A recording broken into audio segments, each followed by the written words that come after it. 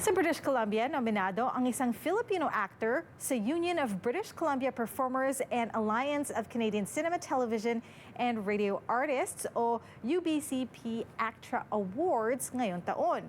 Kilalanin siya sa report na ito.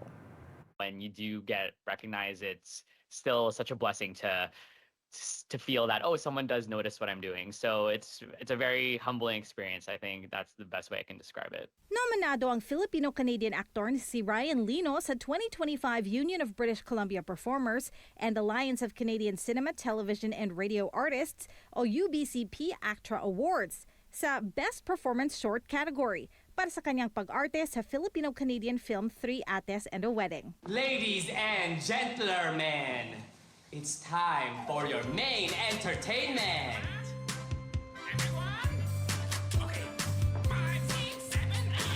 I remember, I think the very first thing I can think of is when I was 5 years old in Manila. I was asked to perform a monologue of Jose Rizal, the national hero of the Philippines. And I just remember there was a spark in me that kind of lit me up and was like, oh, maybe this would be cool to do, to just be able to perform in front of an audience. And ever since then, I've been kind of involved in the creative arts in some capacity. Matagal na raw mahilig si Lino sa acting. Hilig na nagsimula mula nung bata pa siya.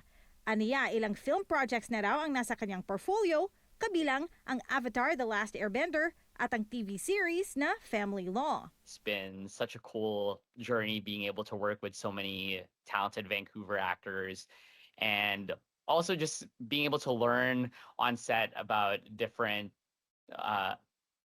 and learning on set about, developing my craft.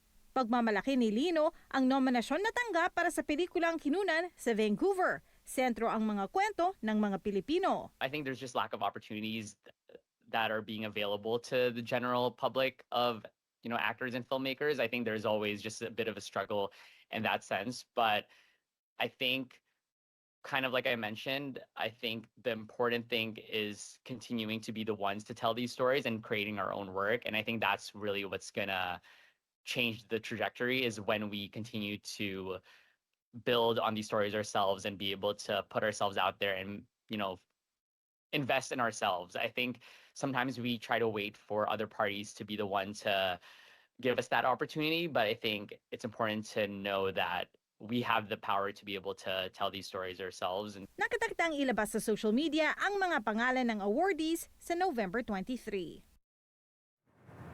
At iyan ang mga balita ngayon araw, itong OMNI News Filipino. Maraming salamat po.